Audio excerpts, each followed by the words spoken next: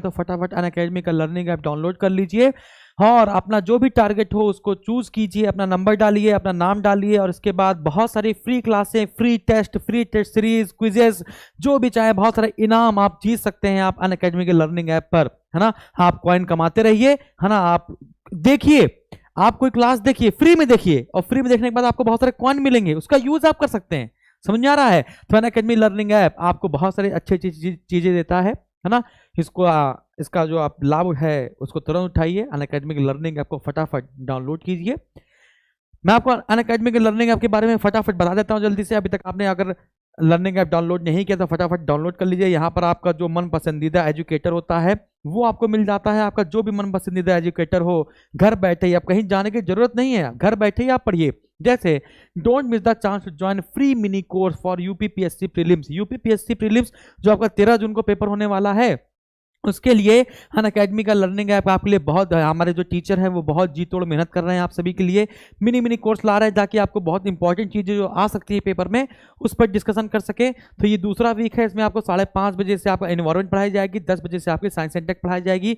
Science and take आपको पढ़ाएंगे Raina ma'am और अंकुर यादव सर पढ़ाएंगे आपको एनवायरमेंट। तो 10 मार्च से 19 मार्च यानी कि 10 मार्च निकल चुका है, 2 दिन आप लेट हो चुके हैं, तो फटाफट इसका लाभ उठाइए। और फ्री सी सेट मिनी कोर्स ये भी फ्री आपके लिए है। मैथ आपको पढ़ाया जाएगा सारांश सर के द्वारा और ये क्लास चलेगी आपकी 6:45 पर। 11 मार्च से 20 मार्च तक ये चलेगा। इसमें आपको बहुत अच्छी प्रैक्टिस कराई जाएगी, जो भी पेपर में आने वाले क्वेश्चन होंगे उनको ध्यान में रखते हुए, ठीक है। फिर फतेह यूपीपीएससी बैच शुरू किया गया है। फतेह यूपीपीएससी यूपी प्रीलिम्स के लिए बेटा फ्री टेस्ट सीरीज शुरू की गई है। रैंक 1 फ्री, अगर आपकी रैंक 1 आ जाती है, समझिएगा, यदि आपकी रैंक 1 आ जाती है तो free 3 month UPPSC and UP triple SC plus subscription आपको मिलेगा। यदि रैंक 2 से लेकर 10 तक आती है तो आपको स्कॉलरशिप मिलेंगे और आपको, है ना, बहुत सारे फीस में भारी छूट मिलेगी। तो टेस्ट दीजिए आराम से। टेस्ट टाइम आपको दोपहर 1 बजे है और एनालिसिस जो टेस्ट होगा उसका आपको एनालिसिस कराया जाएगा शाम को 7 बजे भाई मुकेश कुमार सर, ठीक है। ये आपका फ्री एनसीईआरटी रिवीजन सेशन चल रहा है, आपका टाइम 9:30 बजे है ना। और इसमें आपको पढ़ाया जाएगा ज्योग्राफी क्लास 9th की। धीमे धीमे हमने आपको बता रहे हैं कि इकोनॉमी का क्लास 11 का इकोनॉमी पढ़ा दिया गया। ये सब फ्री ऑफ कॉस्ट, इसका कोई पैसा नहीं है। हमारा उद्देश्य है बस आपका सिलेक्शन हो जाए, सिलेक्शन में आप हमारा नाम बता दें, ये बहुत इंपॉर्टेंट है, ठीक है। तो यूपीपीएससी अभ्यास बैच शुरू हो रहा है सोमवार से शुक्रवार शाम 7 बजे। आरओ लेखपाल यूपीपीएससी प्रीलिम्स मतलब सभी यूपी के एग्जाम के लिए प्रैक्टिस कीजिए। 20 क्वेश्चन 20 मिनट। टेस्ट का फ्री एनालिसिस टेस्ट के तुरंत बाद शाम को 7:30 बजे, लैंग्वेज इंग्लिश और हिंदी दोनों में, ठीक है। ये अभ्यास है।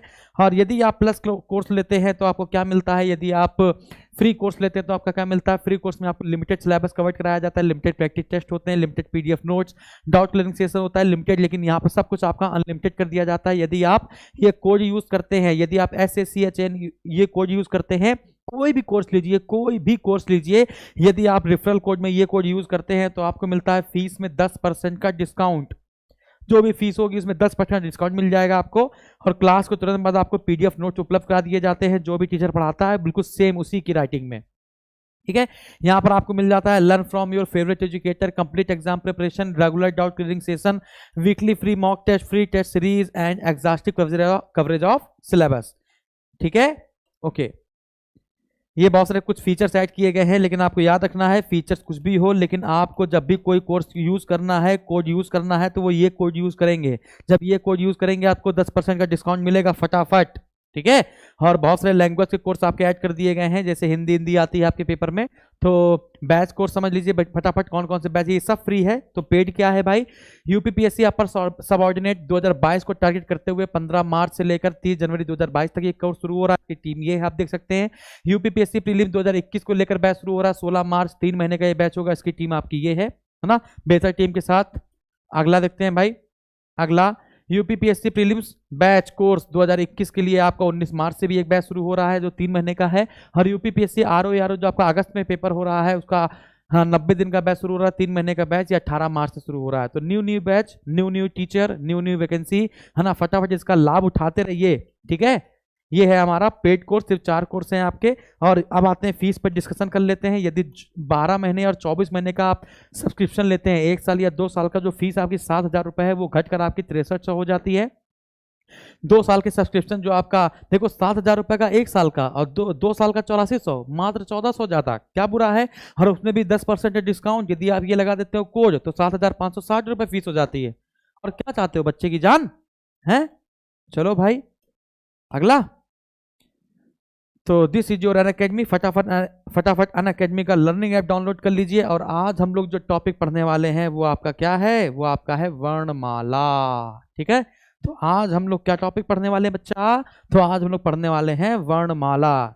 यदि आवाज आ रही हो, सब कुछ क्लियर हो तो यस सर बोलो फटाफट, और शेयर कर दिया हो तो भी यस सर बोलो। क्यों? दीपक कुमार जी, मयंक पांडे, जितेंद्र पाल, फटाफट लोगों को शेयर कर दो।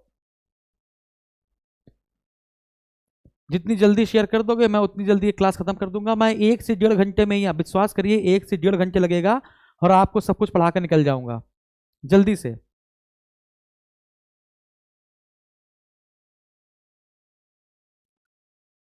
जल्दी बताओ भाई, क्या शेयर कर दिया आप लोगों ने क्लास?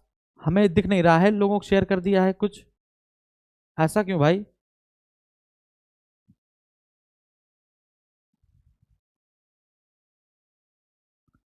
बताओ बताओ जल्दी से।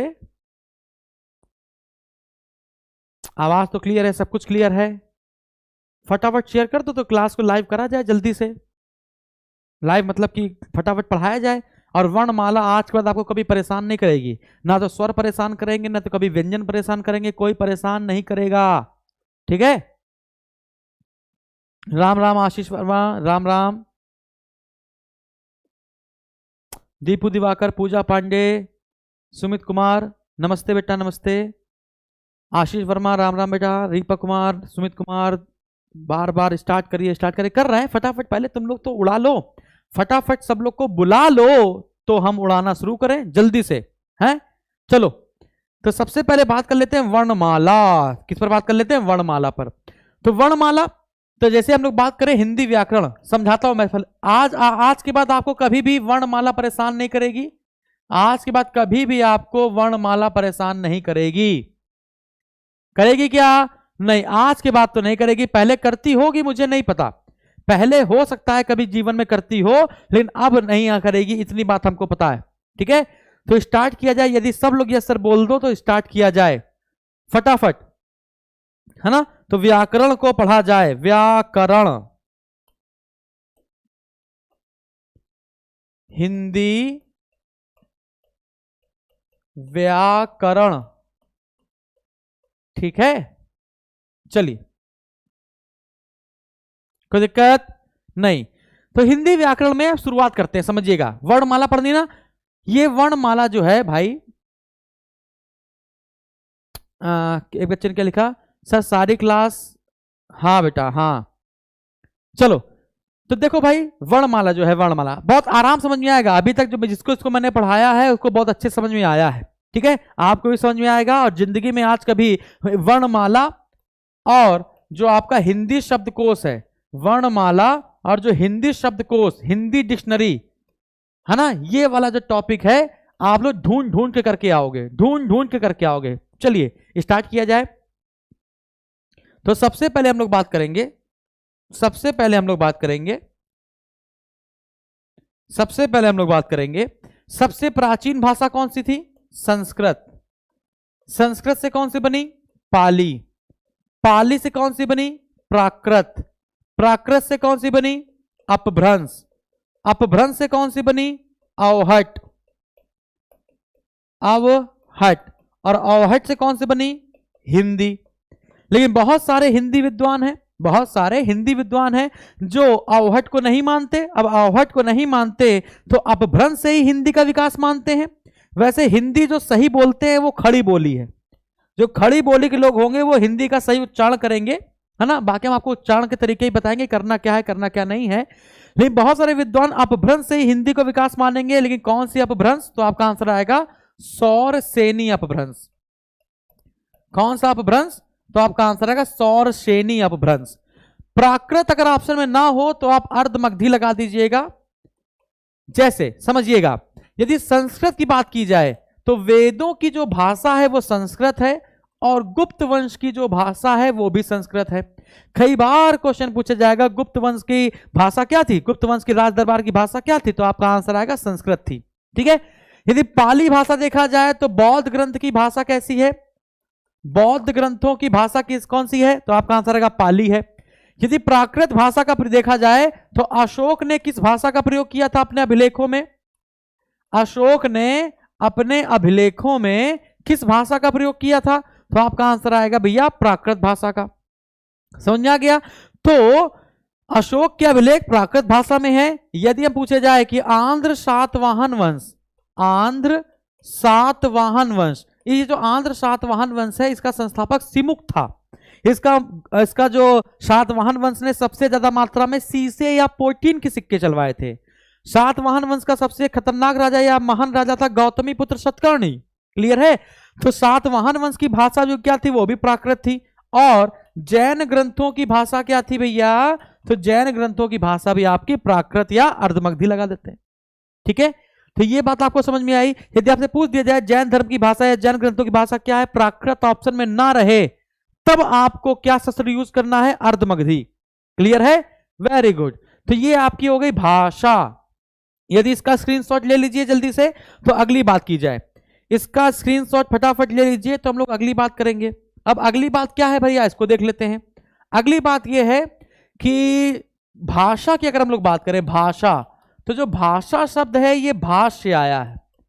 किससे आया है भैया? भाष। ठीक है ना? तो जो भाषा शब्द है ये संस्कृत के भाष धातु से आया है, और भाष का मतलब होता है बोलना या कहना।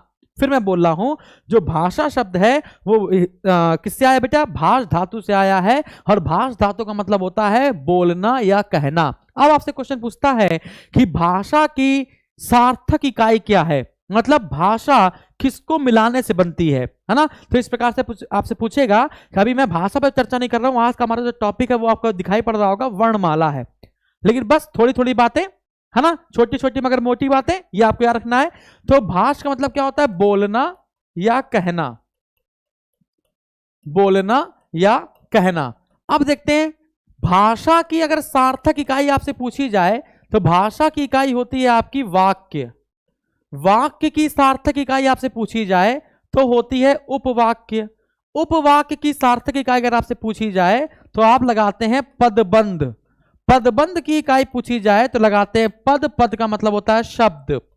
पद का पूछा जाए तो आपका आंसर आएगा अक्षर, और अक्षर का पूछा जाए तो आपका आंसर आएगा वर्ण। ठीक है ना? अभी मैं वर्तनी नहीं बता रहा हूं जो आप सोचेंगे कि सर छा के ऊपर तो सिरो रेखा होती नहीं है। ठीक है ना? अभी मैं वर्तनी की बात नहीं कर रहा हूं। वर्तनी जब पढ़ाएंगे तब बिल्कुल सटीक शब्द लिखेंगे। ठीक है ना? तो ज्यादा जो ज्ञानबाज है वो लोग जो होंगे भी कब मन में आ जाए, देखो छात्र लिख नहीं पा रहे हैं, पढ़ाएंगे क्या? तो होश में रहना थोड़ा सा, बस कहने के ये मतलब है। ठीक है? तो ये भाषा की इकाई, वाक्य की इकाई उपवाक्य। आप समझ लीजिए, जैसे मैंने कह दिया अब सब लोग वीडियो शेयर कर दो। मैंने कह दिया अब सब लोग वीडियो शेयर कर दो, मैंने ये कह दिया। ये क्या है? ये आपका वाक्य है। ये पूरा क्या है? ये आपका वाक्य है। लेकिन मैंने कहा कि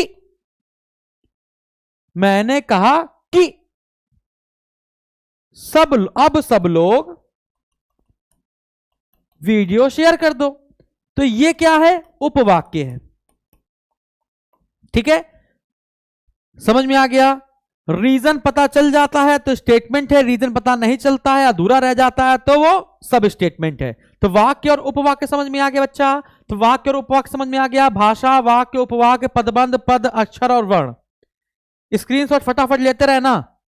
ठीक है ना? स्क्रीनशॉट फटाफट लेते रहना। मैं पढ़ा चुका हूं सब कुछ पहले ही, बस मैं आज रिवीजन करा रहा हूं, सिर्फ रिवीजन करा रहा हूं। जो बच्चा पढ़ चुका है उसका रिवीजन चल रहा है सिर्फ, और जो नहीं पढ़ा है वो पढ़ेगा। जो कहीं और पढ़ रहा है वो अभी क्वेश्चन लगाएंगे तो वो क्वेश्चन करेंगे। आज वर्णमाला और हिंदी डिक्शनरी के सारे क्वेश्चन करेंगे हम लोग। ठीक है? समझिएगा। तो ये बात आपको समझ में आई। तो वर्ण क्या है? वर्ण क्या है? वर्ण भाषा की सबसे छोटी या अविभाजित या न्यूनतम इकाई है।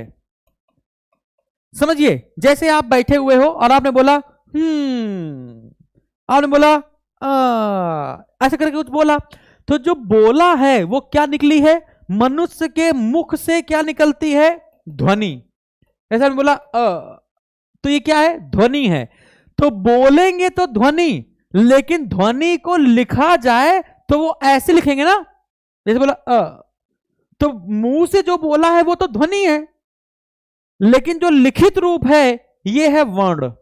तो ध्वनि का लिखित रूप, ध्वनि का लिखित रूप क्या कहलाता है बच्चा? वर्ण कहलाता है। याद रखिएगा, ध्वनि का लिखित रूप क्या कहलाता है? वर्ण कहलाता है। ठीक है। तो भाषा की सार्थक इकाई अगर आपसे पूछे, सार्थक मतलब सहयोगी, सार्थक इकाई अगर आपसे पूछते हैं तो वाक्य, वाक्य की सार्थक इकाई, उपवाक्य की सार्थक इकाई, पदबंध की सार्थक इकाई, पद की सार्थक इकाई, अक्षर की सार्थक इकाई वर्ण। आई विश मैं समझा पा रहा हूं। अब जरा सा अक्षर और वर्ण देख लेते हैं। अब जरा सा हम लोग अक्षर और वर्ण देख लेते हैं। जैसे लिखा हुआ है राम, अभी मैं कठिन नहीं दूंगा, नहीं तो मैं दे देता आपको बहुब्रीह, मैं आपको दे देता लंकेश्वर, मैं दे देता आपको वांगम्य, है ना। अभी मैं कठिन नहीं दे रहा हूं, जब वर्तनी पर आएंगे तो कठिन देंगे। ठीक है। तो राम, तो राम में अभी दो अक्षर हैं, ये रा है और ये मा है, तो ये दो अक्षर हैं। अक्षर की संख्या कितनी हो गई? दो। लेकिन र, अ, म, अ, तो ये वर्ण कितने हैं? तो वर्ण की संख्या हो गई 4। वर्ण की संख्या क्या हो गई? 4 हो गई। अब ये कैसे टूटा है इसको समझ लेते हैं। ये कैसे टूटा, अब सब बहुत सारे जो बच्चे पढ़ रहे हैं वो तो जान ही रहे हैं ये कैसे टूटा। अब इसको भी पढ़ लेते हैं। राम हो, मोहन हो, श्याम हो, राधा हो, जो मन हो। क्लियर भाई? अच्छा, अब क्वेश्चन समझिएगा। अब क्या क्वेश्चन बनता है, इसको नोट कर लीजिएगा, स्क्रीनशॉट ले लीजिए फटाफट।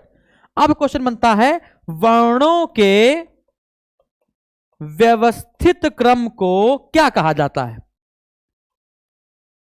वर्णों के व्यवस्थित क्रम को क्या कहा जाता है? तो वर्णमाला। तो वर्णमाला क्या है भैया? तो वर्णमाला है वर्णों का व्यवस्थित क्रम। क्या है भैया? वर्णमाला क्या है? वर्णों का व्यवस्थित क्रम। हिंदी में उच्चारण के आधार पर 45 वर्ण होते हैं, लेखन के आधार पर 52 वर्ण होते हैं। यदि हम लोग 45 वर्ण देखें तो उसमें 10 स्वर और 35 व्यंजन होते हैं। लेखन के आधार पर देखें तो उसमें 13 स्वर, 35 व्यंजन और 4 संयुक्त व्यंजन होते हैं। यदि उसमें अगर आपसे पूछा जाए परंपरागत स्वर कितने हैं तो उनकी संख्या 11 है ना। लेखन दृष्टि से स्वर कितने हैं? 13 है। लेकिन अगर आपको चरण दृष्टि से पूछा जाए तो 10 है। बहुत सारी किताबें आपने पढ़ी होंगी, बहुत पढ़ी होंगी, ठीक है ना, लेकिन केंद्रीय हिंदी संस्थान को देखकर ही पढ़ना। ठीक है। अच्छा, तभी आपका पेपर निकलेगा। जो वो सही माने तभी उसको सही मानना। एनसीईआरटी पढ़िएगा। ठीक है। तो ये आपको समझ में आ गई। तो आज हम लोग वर्णमाला ही पढ़ने जा रहे हैं। आज हम लोग क्या पढ़ने जा रहे हैं भाई? वर्णमाला पढ़ने जा रहे हैं। देखो, अलग अलग विद्वानों के हिसाब से अलग अलग है ना, वर्णमाला में अलग अलग क्या है? वर्ण है। जैसे अगर हम लोग बात करें कि कामता प्रसाद गुरु, तो कामता प्रसाद गुरु कहते हैं कि वर्णमाला में वर्णों की संख्या 46 है। उदय नारायण तिवारी कहते हैं कि वर्णमाला में वर्णों की संख्या 51 है। धीरेन्द्र कुमार वर्मा कहते हैं वर्णमाला में वर्णों की संख्या 53 है, जिसमें 13 स्वर और 40 व्यंजन है। अरे हाँ कि ना। किशोरी दास वाजपेयी जी कहते हैं, जिन्होंने अयोगवाह शब्द दिया है, अंग और आहा को अयोगवाह कहा है, उन्होंने कहा वर्णों की संख्या 43 है। लेकिन हमारा केंद्रीय हिंदी संस्थान कहता है कि लेखन की दृष्टि से इसको 52 लिखिएगा। लेखन की दृष्टि से कितना लिखेंगे भैया? 52 लिखेंगे। तो 52 को ही हम लोग मानकर अभी चलते हैं। लेकिन अगर क्वेश्चन घुमा दिया कि उदय नारायण तिवारी क्या कहते हैं, धीरेन्द्र कुमार वर्मा क्या कहते हैं, किशोरी दास वाजपेयी क्या कहते हैं, कामता प्रसाद गुरु क्या कहते हैं, तो भी मैंने आपको बता दिया। तो याद रखिएगा। ठीक है ना। फिर आपको पता ही है स्वर होता है और व्यंजन होता है। ठीक है। क्या आपको समझ में आ रहा है? हाँ बेटा, रत्नेश कुमार जी बहुत बढ़िया। तो आगे बढ़ा जाए। तो ये आपको समझ में आ गया। अभी मैं क्वेश्चन नहीं करा रहा हूं, अभी सिर्फ समझा रहा हूं। नहीं तो बाकी लोग कहेंगे कि अरे सर समझाते कुछ नहीं है। कहिए तो मैं क्वेश्चन कराना शुरू करूं, कहिए तो मैं क्वेश्चन कराना शुरू करूं। अगर वर्णमाला से क्वेश्चन कराऊं तो यहां पर स्वर होगा और व्यंजन होगा।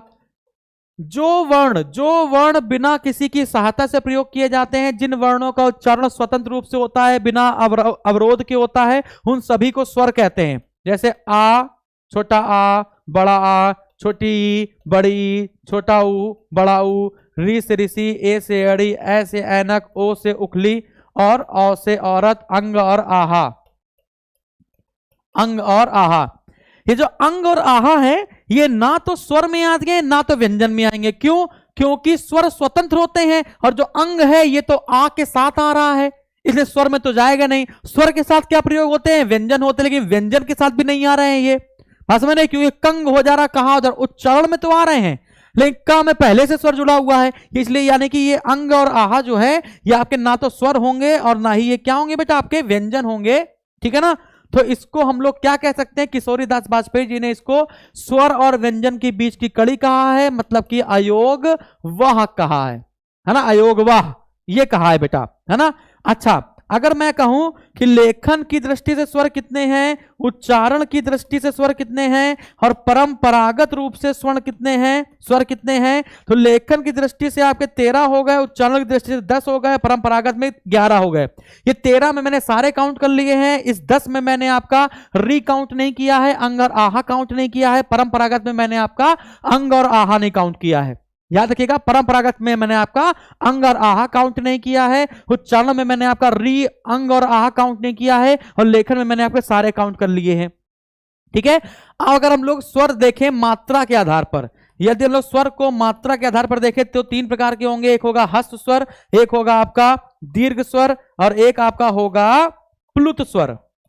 तो जिन वर्णों के उच्चारण में, जिन स्वरों के उच्चारण में सिर्फ एक मात्रा का समय लगता हो या फिर बहुत कम समय लगता हो वो आपका हस्त स्वर है, जिनमें 2 मात्राओं का समय लगता हो या हस्त से ज्यादा समय लगता हो वो दीर्घ स्वर है, जिसमें जब नाम पुकारा जाए, जब नाम पुकारा जाए तो नाम पुकारने में जो स्वर यूज होता है वो प्लुत स्वर होता है। जैसे मैंने बोला राम,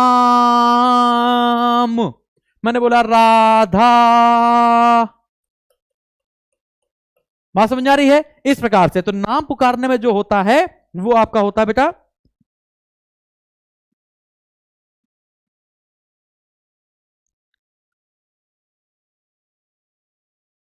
एक बच्चा कह रहा है सर हाँ बेटा सही तो था, जैसे लिखा, जैसे राम है तो राम में बेटा 2 अक्षर हैं, एक रा है और एक माँ है। वर्ण देखा जाए तो रा है, फिर आ है, फिर म है और फिर आ है। सही तो है, 4 ही तो होंगे वर्ण, क्या दिक्कत है? हाँ बेटा सही है, वर्ण बेटा 4 होंगे, राम में वर्ण 4 होंगे और अक्षर 2 होंगे। ठीक है ना? सही है। डाउट लग रहा है तो इस डाउट को दूर कीजिए। बच्चा कह रहा है सर राम में 2 वर्ण हैं। ओहो, वर्ण समझ रहे हो क्या है भैया? भाषा की सबसे छोटी इकाई बेटा वर्ण है। वर्ण के ऊपर अक्षर होता है, वर्ण को मिलाकर अक्षर लिखते हैं। कहां से पढ़ लिया आपने? उल्टा मत करो, राम में 2 अक्षर है और वर्ण है 4। यार आइडियल एकेडमी, आपने नाम भी एक तो कोचिंग वाला रखा हुआ है और आप इस प्रकार से करेंगे तो गड़बड़ा जाएगा ना बेटा। री क्यों नहीं लेते? क्योंकि री का जो साउंड होता है रा और ई में आता है, वो अभी मैं बताऊंगा आपको।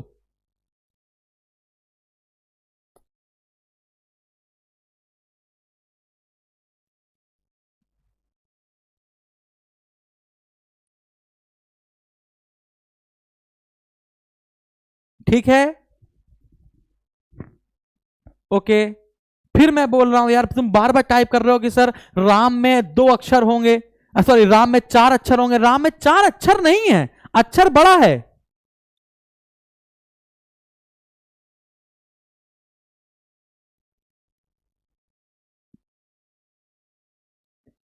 हे भगवान, चलो कोई बात नहीं, आप अपने मन से पढ़ लो, कोई बात नहीं, अब हम आपके पीछे जूझेंगे नहीं। मैं तो यही कहूंगा कि राम में 4 वर्ण हैं, 2 अक्षर हैं। अब आपको नहीं पढ़ना है आप जाइए, ठीक है ना? मैंने यही पढ़ा रहा हूं, जो मैं पढ़ा रहा हूं उसको पढ़ना तो पढ़िए, नहीं पढ़ना तो कोई बात नहीं, आप जा सकते हैं। ठीक है? तो जिसमें 1 मात्रा का समय लगता है वो हस्व है, जो 2 मात्रा का समय लगता है वो दीर्घ है। यानी हस्व में क्या आ जाएगा? आ, ई, उ और री। तो जो आ, ई, उ, री है वो आपका हस्व में आएगा, और जो बड़ी मात्राएं होंगी, बड़ा आ, बड़ी ई, बड़ा उ, ए से एड़ी, ए से ऐनक, ओ से उखली और औ से औरत। ये आपका किस में आ जाएगा भैया? दीर्घ में आ जाएगा। मतलब हस्व कितने होते हैं? हस्व स्वर को मूल स्वर कहते हैं, इनकी संख्या होती है 4। हस्व स्वर कितने होते हैं भैया? तो हस्व स्वर होते हैं 4 और दीर्घ स्वर कितने होते हैं? 7। हस्व स्वर कितने होते हैं? हस्व स्वर आपके 4 होते हैं, दीर्घ स्वर कितने होते हैं? 7। अच्छा एक क्वेश्चन पूछता हूं, इसका स्क्रीनशॉट लीजिए फटाक से। एक क्वेश्चन पूछता हूं, देखते हैं कौन बता पाएगा। एक क्वेश्चन पूछता हूं, लिखा हुआ है निम्न में से दीर्घ स्वर छांटो। निम्न में से दीर्घ स्वर छाटिए, निम्न में से दीर्घ स्वर पहचानिए। ठीक है, चलिए बताइए कौन सा होगा? आ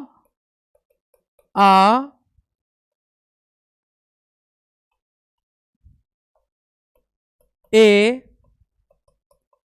ओ। पहचानो बेटा, निम्न में से दीर्घ स्वर पहचानो।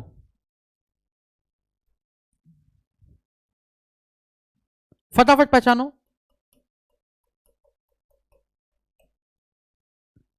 जल्दी से, इनमें से दीर्घ स्वर कौन सा होगा?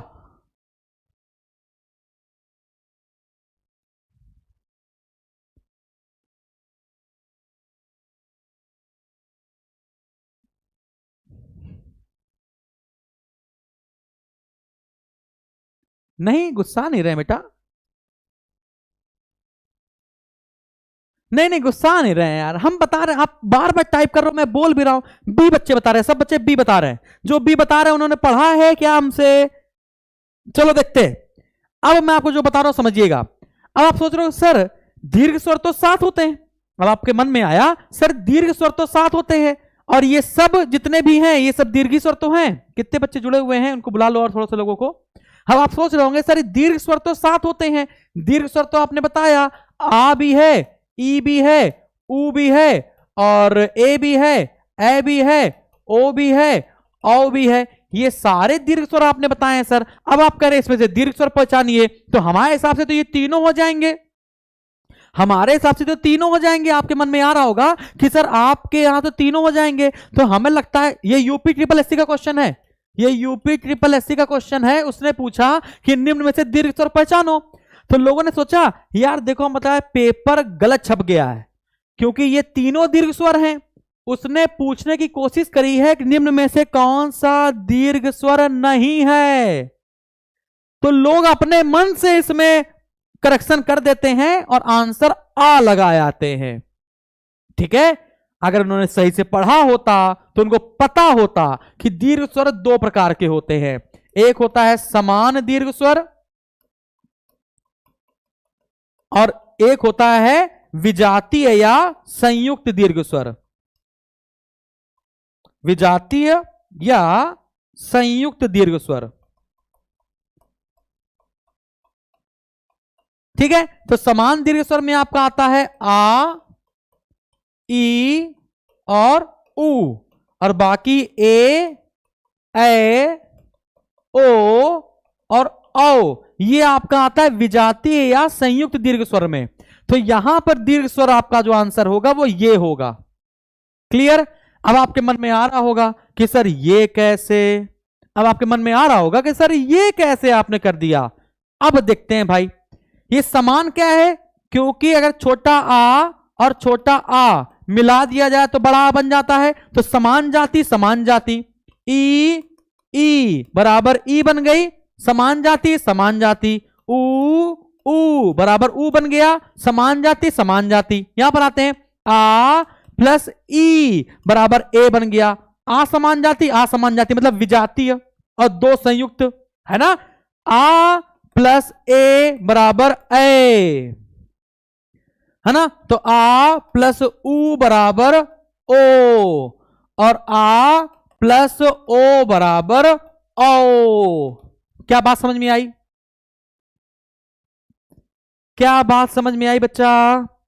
तो अब आप ध्यान रखिएगा, निम्न में से दीर्घ स्वर पहचानिए। तो अब हम लोग पहचान लेंगे, अब फटाक से पहचान लेंगे, दीर्घ स्वर के अंदर भी घुस के पहचान लेंगे। कोई समस्या? स्मार्ट, शुभम पटेल, राजेंद्र परिहार, मनीष चौधरी, अभिषेक शिवहरे, आकाश शर्मा, चंद्रकांत त्रिपाठी, रोली वर्मा, नदीम। क्या मजा आई कि नहीं आई? मजा आई तो ठोको लाइक, फटाफट। तो ये है आपके हैं सजातीय दीर्घ स्वर और ये हो गए विजातीय दीर्घ स्वर। कोई समस्या? तो इसी विजातीय दीर्घ स्वर को हम लोग संयुक्त दीर्घ स्वर के नाम से भी जानते हैं।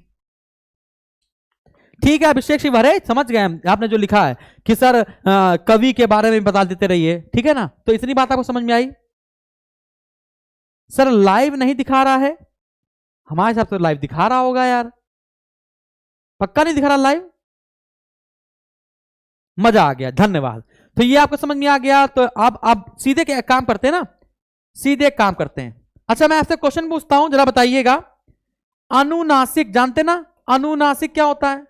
अनुनासिक व्यंजन या अनुनासिक अगर पूछे जाए अनुनासिक वर्ण, यदि मैं आपसे कहूं अनुनासिक वर्ण, अनुनासिक क्या होता है? जिनमें जो वायु होती है वो मुख के साथ साथ नाक से भी निकलती है, उसको हम लोग कहते हैं अनुनासिक।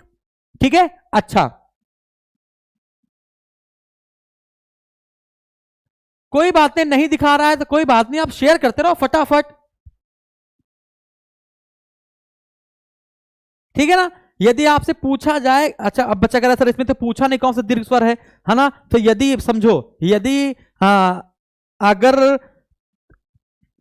आप अपने पापा के साथ बैठे हुए हो, तुम्हारा छोटा भाई नहीं है, और कोई पड़ोसी निकल जाए और कह दें कि और बताओ ये कौन है, तो क्या कहेंगे? अरे लड़का है मेरा।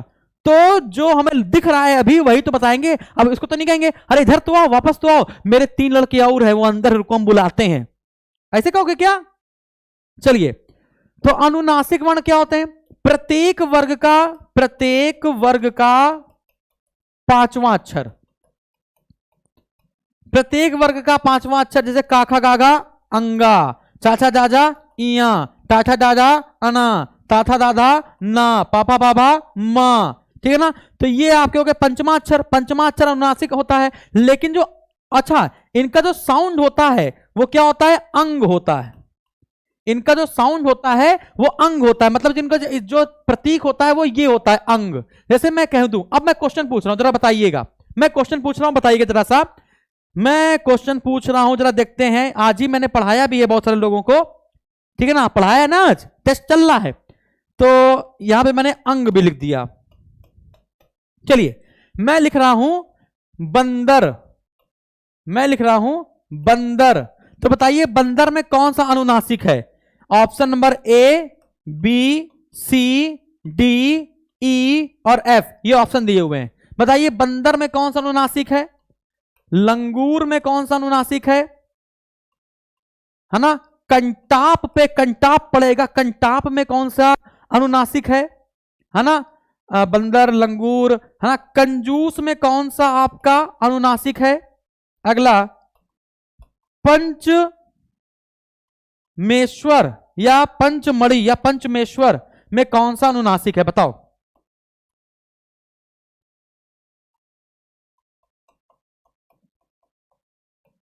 बताओ इन सब में कौन सा अनुनासिक है? ऐसे बताओ, पहले वाले का क्या है, दूसरे वाले का क्या है, तीसरे वाले का क्या है? सबका सबका सबका साथ, सबका विकास, सबका सिंबल एक ही है, अंग की बिंदी। इन सब का सिंबल एक ही है, अंग की बिंदी। तो बताइए बंदर, लंगूर, कंटाप, कंजूस, पंचेश्वर। बेटा थोड़ा जल्दी बताओ। चंद्रकांत त्रिपाठी खुश रहिए बच्चा।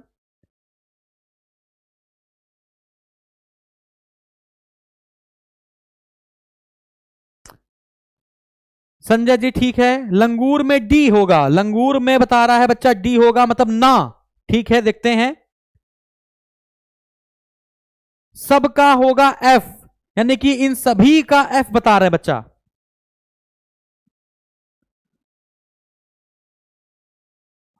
जल्दी बताओ। कंटाप में सी होगा, यानी कि ये होगा। अच्छा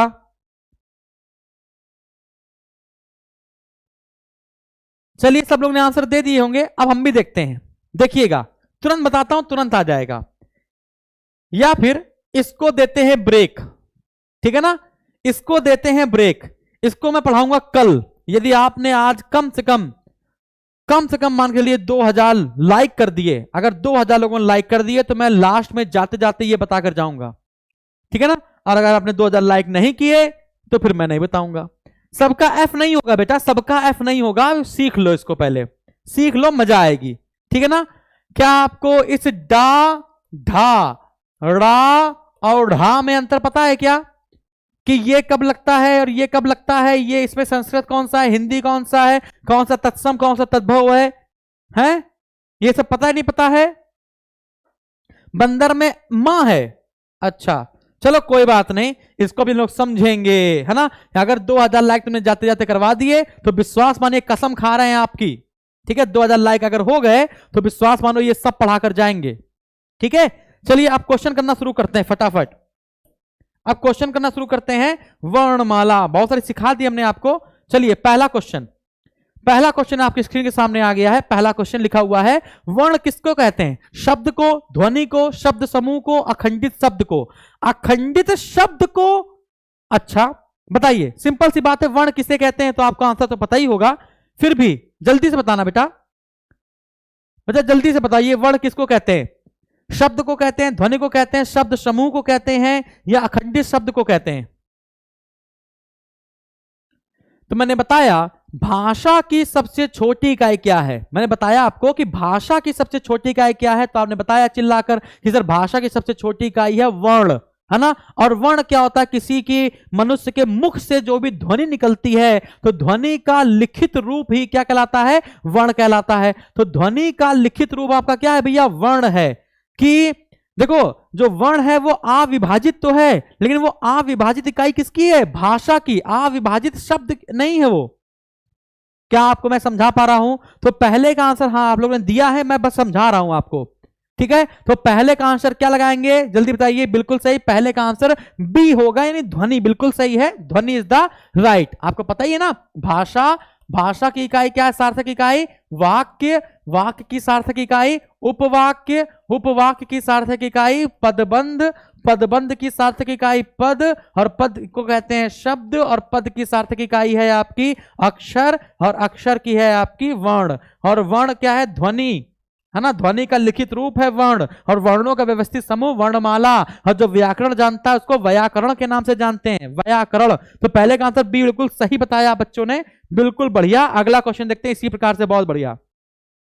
तो बताइए भाषा की लघुत्तम मतलब सबसे छोटी इकाई कौन सी है, शब्द है, अक्षर है, वाक्य है, वर्ण है। तो मैंने बताया आपको कि जो अक्षर से क्या बनता है, शब्द बनता है ना, और फिर इसके बाद उपवाक्य से क्या बनता है, वाक्य बनता है। यदि इनको लगाने के लिए आ जाए कि ऊपर से नीचे क्रम में लगाइए, तो सबसे नीचे कौन सा आएगा, सबसे नीचे आएगा, इन चार में लगाना अगर आपको, तो सबसे नीचे आएगा आपका वर्ण, वर्ण से ऊपर आपका आ जाएगा बेटा अक्षर, फिर अक्षर से ऊपर आपका आ जाएगा शब्द, और शब्द से ऊपर आ जाएगा आपका वाक्य। यदि इन चारों को लगाया जाए तो सबसे लघुत्तम कौन सी होगी, वर्ण इज द राइट आंसर। बहुत बढ़िया, अच्छा खेल लो तुम लोग, अच्छा खेल लो, बहुत बेहतरीन खेल लो, ठीक है ना।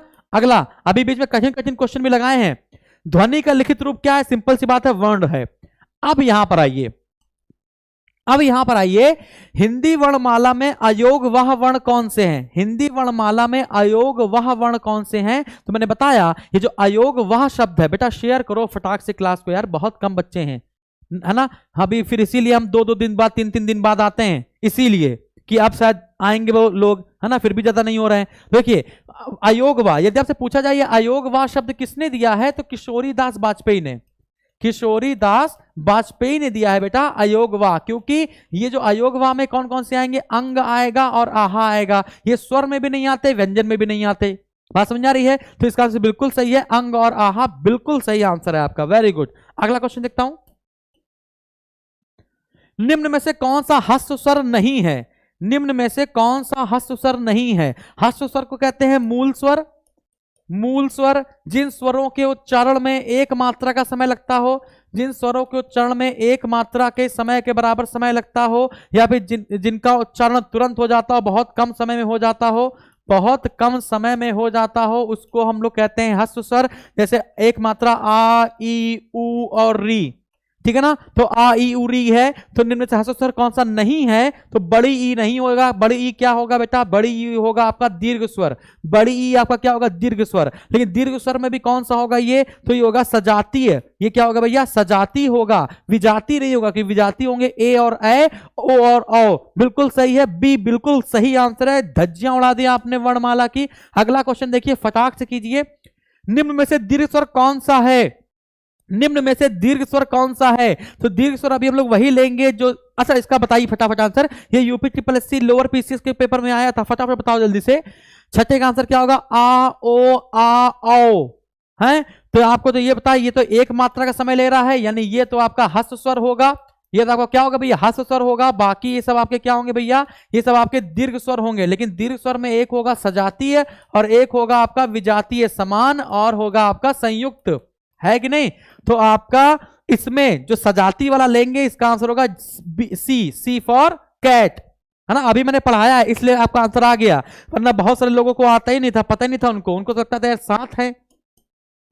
चलिए, होठों, ये होठों है, होठों पे ऐसी बात में दबा के चला आया।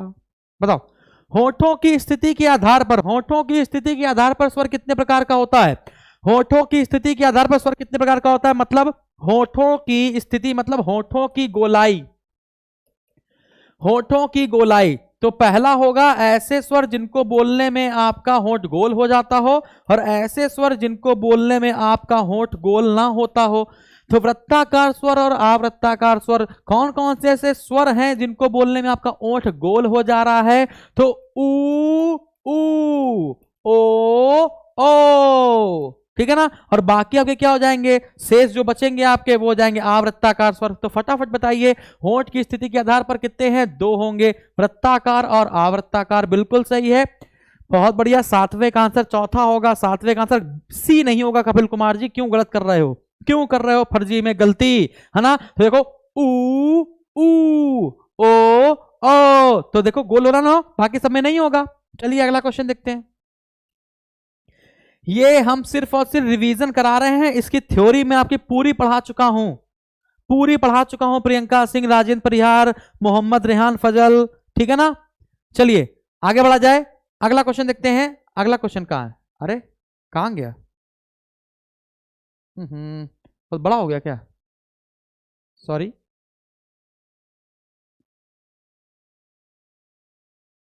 अरे ये इतना कांप कह रहे हो, काहे कांप रहे हो, हैं इतना काहे कांप रहे हो, रुक जाओ। व्यू में गए, रिमोट पे गए, अब कांपना नहीं है, कांपना नहीं। तो कौन सा क्वेश्चन करा रहे थे, हाँ ये होंठ वाला करा दिया था। अच्छा ये बताओ, किसी को पुकारते समय, किसको पुकार दूं, शैलेंद्र।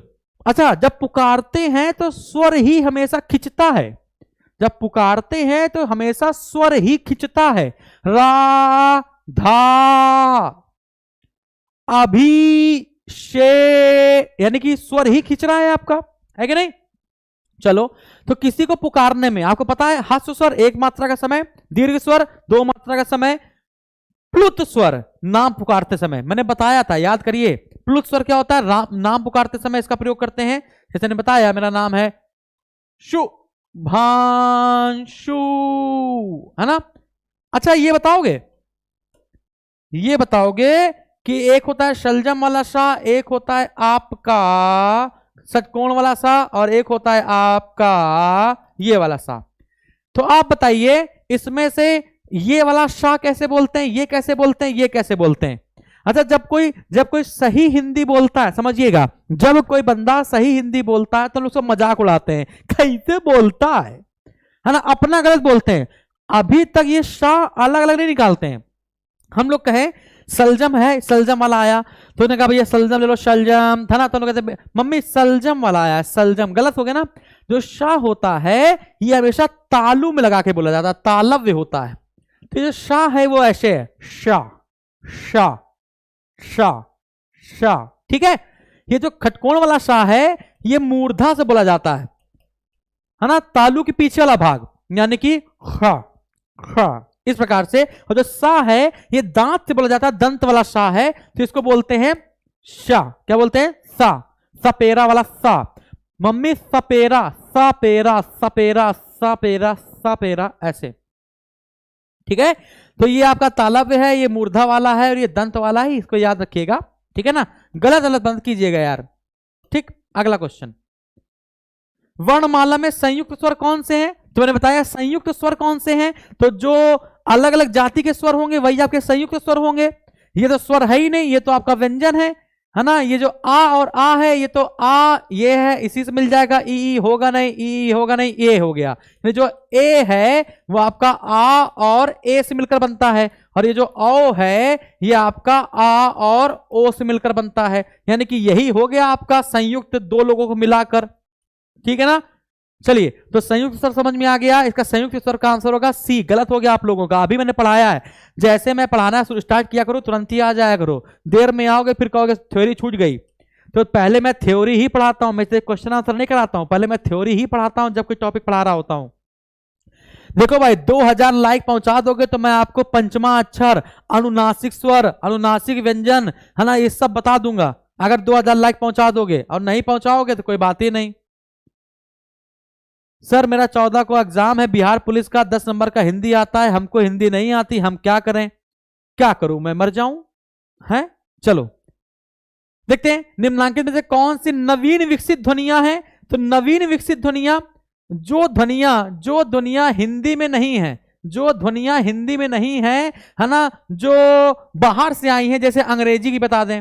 जैसे अंग्रेजी में होता है डॉक्टर, क्या होता है भाई? डॉक्टर होता है, कॉपी होती है, टॉफी होती है, कॉफी होती है। तो अब इसको हिंदी में कैसे बोला जाए? अब कॉफी को हम लोग क्या कहेंगे? कहवा तो कहेंगे नहीं, ठीक है ना, कहवा तो कहेंगे नहीं ना बच्चा। तो इसको हम लोग क्या कहेंगे हिंदी में, कैसे लिखेंगे? डॉक्टर। यानी कि आपने देखा कि आधा चंद्रमा लगा, चंद्र बिंदु नहीं लगा, आधा चंद्रमा। तो ये जो आधा चंद्रमा लग रहा है इसको कहते हैं आगत स्वर। इसको क्या कहते हैं भैया? आगत स्वर कहते हैं। अब जैसे उर्दू की बात की जाए तो उर्दू में अगर कुछ लिखना है हिंदी भाषा में तो हमको उन वर्ण के आगे नुक्ता लगाना पड़ता है। जैसे मैंने का लिखा तो का के नीचे नुक्ता लगाना पड़ेगा, तभी वो अरबी फारसी का शब्द हो जाएगा, है ना। आग्रहित व्यंजन कह सकते हैं, आगत व्यंजन कह सकते हैं। जैसे जा हो गया तो हम लोग बोलते हैं जहाज आया है, जहाज आया है, तो जहाज में तो जहाज बोलते रहो, लेकिन कहते हैं गजल। अगर मैं कहूं कि यार तुम्हारी गजल नहीं अच्छी है तो ये गजल ऐसे गलत है, ये क्या है? गजल है। ये क्या है भैया? गजल, है ना। मैं कहूं जर्रे जर्रे में तुम्हारा नाम लिखा है तो गलत हो जाएगा, जर्रे जर्रे में तुम्हारा नाम लिखा है, ये सही हो जाएगा। तो इसका आंसर क्या होगा, है ना? खा और जा। देखो ये लिखा है ना, नुक्ता लगा हुआ है, इसलिए इसका आंसर ऐसा हो गया। नवीन विकसित ध्वनियां, ठीक है, नवीन विकसित ध्वनियां ये हो गई। जैसे आगत स्वर हो गया, आगत व्यंजन हो गया, ये सब आपका हो गया, है ना। तो इतनी बात दिक्कत है कोई नहीं। आगे बढ़ते हैं, अगला क्वेश्चन देखते हैं। शा शा और हा, शा देखो शा शा अस्सा और हा कौन से व्यंजन कहलाते हैं? कौन से व्यंजन कहलाते हैं? का, खा, गा, घा, अंगा, ये सब शुद्ध व्यंजन है, इसलिए इसके नीचे हलंत लगेगा। का खा गा गा अंगा, चा, छा, जा, झा, इया, हलंत लगेगा। टा, ठा, डा, ढा, अणा, है ना, हलन लगेगा। ता, था, दा, धा, ना, हलन लगेगा। पा, फा, बा, भा, मा, हलन लगेगा, है ना। फिर इसके बाद या, रा, ला, वा, ठीक है। फिर मैंने लगाया शा, शा और शा और हा, ठीक है, ये हो गया। तो समझिएगा ये जो 5 वर्ग हैं इसको कहते हैं का वर्ग, इसे कहते हैं चा वर्ग, इसे कहते हैं टा वर्ग, इसे कहते हैं ता वर्ग, इसे कहते हैं, है ना, पा वर्ग। तो ये 5 वर्ग हो गए। ये क्या हो गया भैया? ये आपके 5 वर्ग हो गए। बेटा समझ में आ रहा है क्या? मैं डिटेल में ना जाऊं, डिटेल में जाऊं कि ना जाऊं, जल्दी बताइए। डिटेल में जाऊं कि ना जाऊं, सीधे क्वेश्चन आंसर कराऊं, जल्दी बताइए, फिर मैं आपको बताऊंगा। देखो जो ये जो 5 वर्ग हैं, का से लेकर मां तक, इन सभी व्यंजनों को कहते हैं स्पर्शी व्यंजन। इन सभी व्यंजनों को कहते हैं स्पर्शी व्यंजन। चा छा जा झा इया जो है, जो चा वर्ग है, इसे कहते हैं स्पर्श संघर्षी व्यंजन। स्पर्श संघर्षी व्यंजन। और जो ये जो शा वाला है, ये वाला पार्ट, इसको बोलने में मुंह से गरम गरम हवा निकलती है, इसको कहते हैं ऊष्म व्यंजन या संघर्षी व्यंजन। ऊष्म व्यंजन या संघर्षी व्यंजन, इसे कहते हैं अंतस्थ व्यंजन। इस अंतस्थ व्यंजन में जो रा है वो आपका लुंठित व्यंजन है, जो ला आपका है ये आपका पार्श्विक व्यंजन है, या और वह आपका है अर्धस्वर। क्या है आपका? अर्धस्वर। ये आपका क्या बताया हमने आपको? स्पर्श संघर्षी। बाकी आपके जो व्यंजन होते हैं वो अल्प प्राण, महाप्राण और घोषत्व के आधार पर अघोष और सघोष होते हैं। ठीक है, तो ये हो गया आपका। तो अब बताइए जो तीन प्रकार के सा और हां है, ये किस प्रकार के व्यंजन है? तो स्पर्शी है नहीं, संघर्षी है नहीं, सॉरी स्पर्शी है नहीं, स्पर्श संघर्षी है नहीं। यहां पर लिखा है ऊष्म या संघर्षी, यदि संघर्षी जगह ऊष्म भी आ सकता था, क्योंकि गर्म हवा निकलती है इनको बोलने में। जब बोलो हा हा, जब हा बोलोगे तो गर्म हवा निकलती है, ठीक है ना? तो इसका आंसर ये हो जाएगा आपका। क्लियर है? स्पर्श संघर्षी मत कीजिएगा, स्पर्श संघर्षी में आपका चा वर्ग आता है, चा छा जा जा इया। क्लियर है? फटाफट लेने का स्क्रीनशॉट। ठीक है प्रशांत, खुश रहिए बच्चा। अंकुर तिवारी, मिशन यूपीएसआई, मोहम्मद रेहान फजल, सुष्मिता त्रिपाठी, बेटा फटाफट शेयर करो यार, शेयर करने की उम्मीद रखेंगे आपसे, है ना? चलिए, निम्न में से कौन सा घोष है? घोष का मतलब होता है स्वर में कंपन होना, स्वर में या स्वर तंत्र में कंपन। घोष या सघोष, बात एक ही है। स्वर तंत्र में कंपन, स्वर तंत्र में कंपन, ठीक है? स्वर तंत्र में कंपन। और अघोष मतलब स्वर तंत्र में कंपन नहीं, स्वर तंत्र में कंपन नहीं।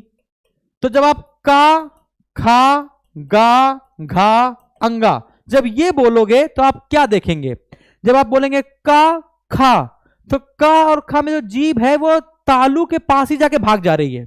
लेकिन जब गा, घा, अंगा बोलोगे तो जीभ थोड़ी सी गले के पास पहुंचेगी। मतलब हर वर्ग का तीसरा, चौथा और जो पांचवा है, ये सब आपके सघोष होते हैं, और ये दोनों आपके क्या होंगे? अघोष होंगे। क्लियर है? तो बस आपको समझ में आ गया। तो कौन कौन से आपके घोष हैं, यानी कि स्वघोष। सघोष कौन कौन से हैं? 3, 4, 5। यानी का, खा, यानी कि ये पहले दूसरे में आ गया, गलत हो गया। चा, छा, गलत हो गया। पा, गलत हो गया, है ना? अच्छा, एक और बात, जो आपका सघोष होता है, समझिएगा यहां पर क्वेश्चन ओके डिटेल में ही आ रहे हैं बेटा, डिटेल में ही आ रहे हैं। जो तीनों प्रकार के शा होते हैं, जो तीनों प्रकार के शा होते हैं, ये आपका अघोष होता है। लेकिन या, रा, ला, वा और हा, ये आपके क्या होते हैं? सघोष होते हैं। जितने भी स्वर होते हैं ये भी सब सघोष होते हैं। जितने भी स्वर होते हैं वो सब सघोष होते हैं, याद रखिएगा। तो अंतस्थ व्यंजन प्लस हा, अंतस्थ व्यंजन प्लस हा, हर वर्ग का तीसरा, चौथा, पंचम अक्षर, ठीक है, ये सब क्या होते हैं? सघोष होते हैं। ठीक है, क्या समझा पा रहा हूं आपको? तो इसका आंसर क्या लगाएंगे? हा। हाँ, कंपन होता है, तो इसका आंसर क्या लगाएंगे? डी। बहुत बढ़िया। तो आपको पता चल गया कि या, रा, ला, वा और हा जो है ये आपका सघोष होगा, और बाकी तीनों प्रकार के जो सा हैं वो आपके क्या होंगे भाई? अघोष होंगे। गुड। अगला क्वेश्चन देखा जाए। व्यंजन में जो ये षटकोण वाला सा है, खटकोण वाला, इसका उच्चारण स्थान क्या है? तो मैंने आपको बताया था, ये शा और ये वाला सा।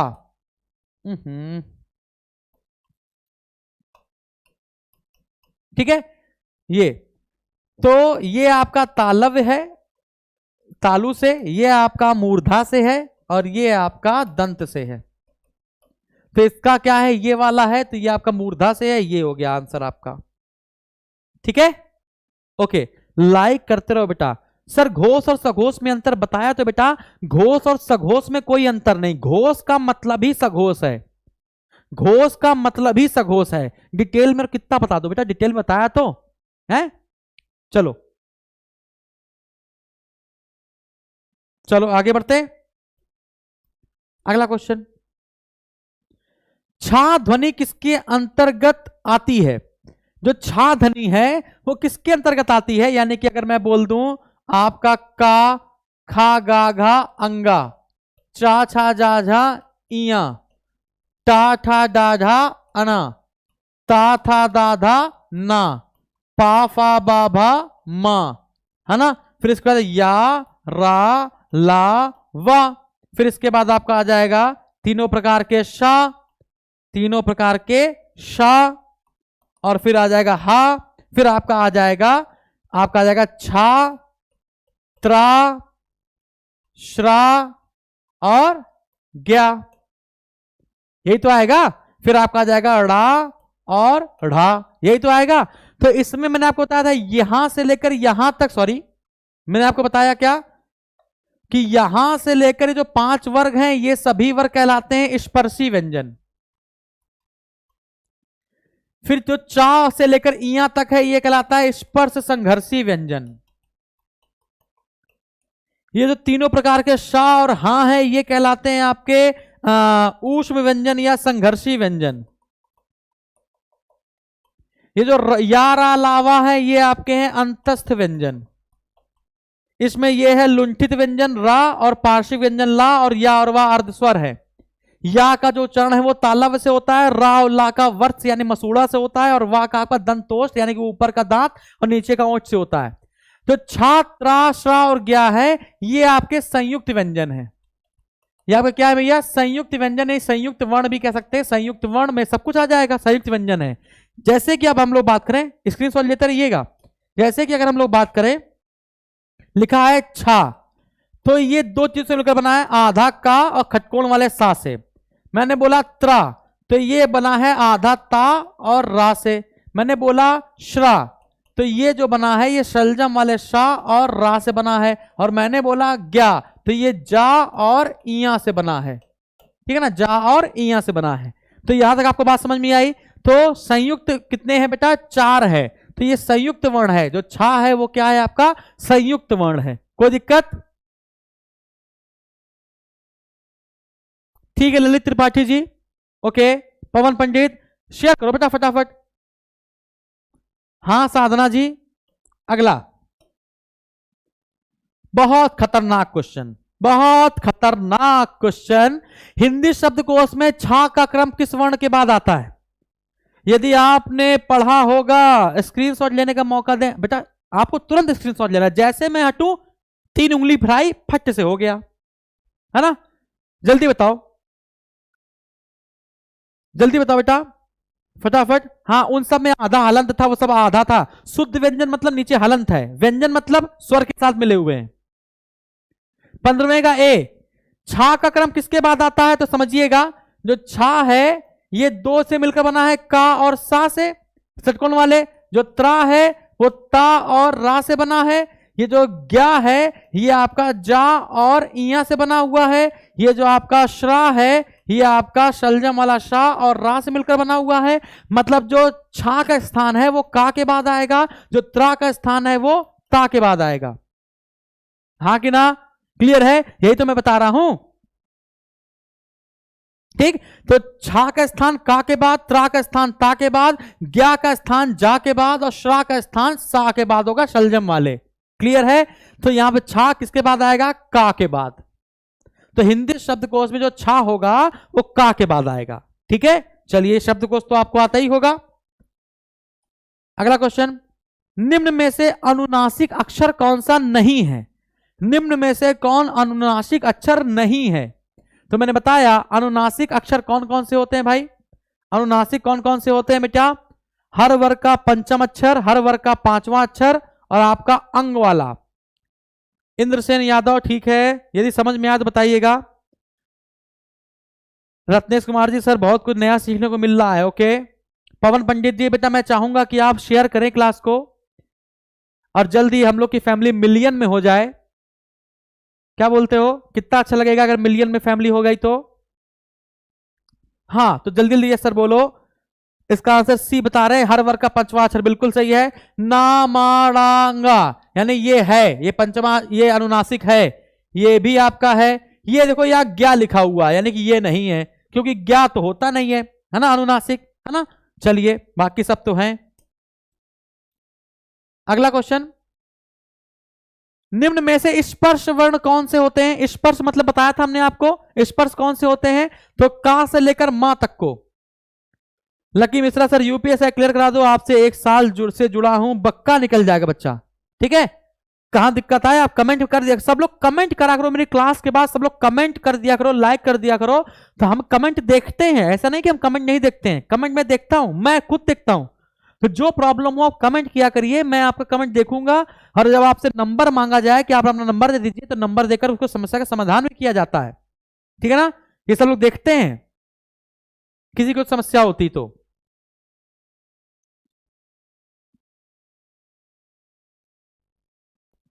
चलिए, मिलियन करने के लिए डेली क्लास लेना पड़ेगा, डेली तो लेते हैं बेटा, डेली तो लेते हैं, 1-2 दिन में ले ही लेते हैं, है ना, हर दूसरे तीसरे दिन।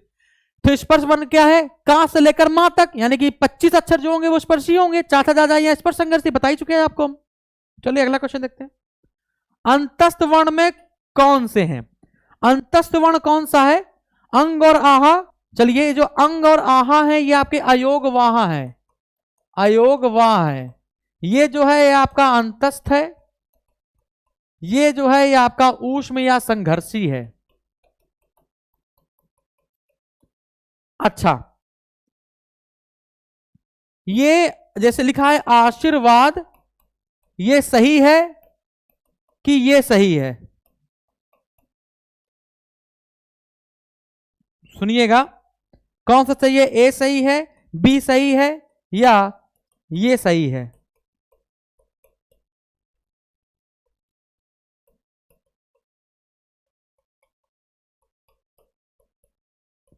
चलिए बताइए कौन सा सही होगा। आशीर्वाद लिखा हुआ, जैसे आशीर्वाद आशीर्वाद आशीर्वाद, निम्न में से कौन सा सही होगा? ए बी सी डी, कौन सा सही होगा आशीर्वाद में? इसका तो मैंने बता दिया आपको। अब जो या है ये आपका तालव से बोला जाता है, ये जो रा और ला है ये आपके वर्ष से बोले जाते हैं, दांत के ऊपर जो मसूड़ा होता है, और जो वाह होता है ये दंतोष्ठ से बोला जाता है।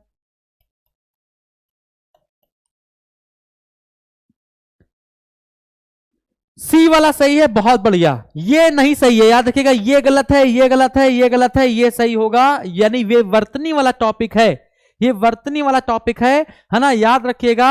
आशिर यानी शी के बाद रा आ रहा है। चलिए यार, इस पर हम लोग कभी चर्चा और करेंगे, वरना बड़ा टॉपिक हो जाएगा, है ना। जैसे लिखा है उज्जवल, ऐसे लिखा जाता है, क्यों? क्योंकि इसका हम लोग संधि विच्छेद करेंगे तो ये ऐसे होता है, ऐसे होता है, तो ये आधा ता है ना, तो आधा ता जब जुड़ेगा तो आधा ही जा तो आएगा, ये हो गया। नहीं समझ पाए? तो वर्तनी सीखने के लिए आपको वर्तनी पहले सीख लीजिए, संधि विच्छेद आपको आने लगेंगे। ठीक है, चलिए, तो बस नॉर्मल था, मैंने आपको बता दिया यारा लावा कहां से बोला जाता है, ये भी मैंने आपको बता दिया। आई विश, अच्छा भैया कर लो अपना स्क्रीनशॉट ले लो जो लेना है। मजा आ रही तो पहले सर बोलो कैसा लग रहा है, कैसा लग रहा है, फील कैसा रहा बताइए। हिंदी भाषा में वे ध्वनियां कौन सी हैं जो दूसरी ध्वनियों की सहायता से बोली जाती हैं? यानी कि वे वर्ण जो स्वर की सहायता से बोले जाते हैं वो आपके व्यंजन कहलाते हैं। सिंपल सी बात। तो स्वर स्वतंत्र होते हैं, किसी की सहायता नहीं लेते, लेकिन स्वर की सहायता से प्रयोग किए जाते हैं व्यंजन, और स्वर और व्यंजन को मिलाकर बनता है वर्ण, और वर्ण को मिलाकर बनता है अक्षर। तो इसका तो आंसर व्यंजन होगा, कॉन्सोनेंट। चलिए, निम्न में से महाप्राण, प्राण मतलब होता है श्वास वायु, हवा, सांस लेने वाली जो हवा है उसको कहते हैं प्राण, यानी श्वास लेना बंद, प्राण निकल गए, यही तो होगा। अच्छा, तो महाप्राण कौन कौन से होते हैं? तो यदि आप का, खा, गा, घा, अंगा, यदि आप ये बोलें तो जिसमें हवा ज्यादा निकले वो महाप्राण, जिसमें हवा कम निकले वो अल्प प्राण। मैंने बोला का, खा, जब खा बोला तो एकदम से हवा ज्यादा छूटी, ओके। का, खा, गा, घा, जैसे मैंने घा बोला फिर से हवा ज्यादा छूटी। यानी कि हर वर्ग का दूसरा अक्षर और जो चौथा अक्षर होता है वो आपका महाप्राण होता है। ये तो कहने का मतलब होगा हर वर्ग का दूसरा और जो चौथा अक्षर होता है वो आपका महाप्राण होता है। हर वर्ग का पहला, तीसरा और जो पांचवा अक्षर होता है वो आपका अल्प प्राण होता है। क्लियर हो गई बात? आसान है, तुम लोग बस कठिन उसको बनाए हो, पता नहीं क्यों उसको बिल्कुल एकदम हवा बना रखे हो। लेकिन वर्णमाला अगर आपने अच्छे से पढ़ लिया, बच्चा समझ लीजिए, अगर आपने वर्णमाला बहुत अच्छे से पढ़ लिया तो आपको वर्तनी अर्थनी सब आपकी सही हो जाएगी। और वर्णमाला में अगर आप खा गए तो आप सब खा जाओगे। क्लियर है? गुड। तो अच्छा लग रहा है तो भैया लाइक तो बनता ही है, यदि अच्छा लग रहा है ना, सब कुछ सच्चा लग रहा है तो लाइक शेयर सब्सक्राइब सब बनता है। और जो वर्णमाला हमसे पढ़ चुके हैं अगर वो गलत कर रहे हैं तो भाई साहब चुल्लू भर पानी लो, मुंह धुल के पढ़ो, चुल्लू भर पानी में डूबोगे नहीं, ठीक है? हम जानते हैं डूबोगे नहीं, ठीक? चलिए, तो ये आपको बात समझ में आ गई? गुड। ब्रजेंद्र जी, एग्रीकल्चर के लिए मैंने एग्रीकल्चर पढ़ा रखा है, मैंने यूट्यूब पे एग्रीकल्चर पढ़ा रखा है ना? आप सर्च करिए एग्रीकल्चर एंड एनिमल हस्बेंड्री, मिल जाएंगे हम, और आप पढ़ लीजिएगा, ठीक है? चलिए अगला क्वेश्चन देखते हैं। तो महाप्राण समझ गए ना? तो महाप्राण क्या है? दूसरा और चौथा, मतलब का के बाद खा आएगा और खा के बाद घा आएगा, तो खा और घा। यदि चा वाले में पूछता तो चा के बाद छा, फिर जा के बाद झा, यानी छा और झा हो जाता महाप्राण। मतलब समझ में आ गया होगा। ज्ञा जो वर्ण है वो किनके संयोग से बना है? मैंने बताया है, मैंने सब बताया है कि छा किससे बना है, त्रा किससे बना है, श्रा किससे बना है, ज्ञा किससे बना है। छा में का और शा था, त्रा में ता और रा था, इसमें शलजम वाला शा और रा था, इसमें जा और इया था, ये तो था। तो जा और इया समझ में आ गई? ये जा में हलंत लगाना क्योंकि अभी शुद्ध व्यंजन है। बेटा हर स्वर, जो स्वर होता है वो सहारा देता है किसको? व्यंजन को। ओके, चलिए अगला क्वेश्चन। वर्ण के पहले और दूसरे व्यंजन क्या कहलाते हैं? वर्ण के पहले और दूसरे व्यंजन क्या कहलाते हैं? जैसे लिखा है का, खा, गा, घा, अंगा, चा, छा, जा, झा, इया। अब पहला और दूसरा क्या कहलाता है? देखो दूसरा और जो चौथा है ये सब तो आपके महाप्राण कहलाते हैं, और बाकी पहला, तीसरा और पांचवा आपका अल्प प्राण कहलाता है। यानी प्राण के हिसाब से तो नहीं पूछ रहा है। पहला दूसरा में सांस स्वर तंत्र में कंपन कम होता है, यानी ये अघोष हैं, ये आपके सघोष या घोष हैं, यानी कि ये स्वर तंत्र में कंपन के हिसाब से पूछना चाह रहा था। तो इसमें आंसर क्या लगेंगे? पहला दूसरा अघोष। गुड। तो 22वें, हाँ गलत क्यों कर रहे हो यार? 22वें का डी सही है।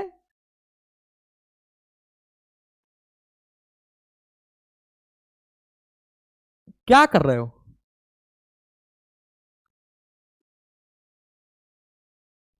बाईसवें का डी कैसे सही हो सकता है?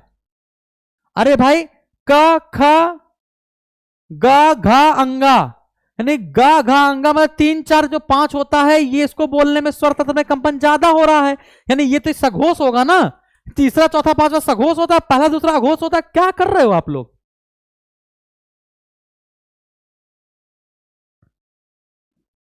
आप सर ज्यादा पढ़ा रहे हैं के लिए पढ़ा रहे हैं। हाँ हाँ हाँ, रोहित तिवारी जी पढ़ा रहे हैं, पढ़ा रहे हैं, पढ़ा रहे हैं।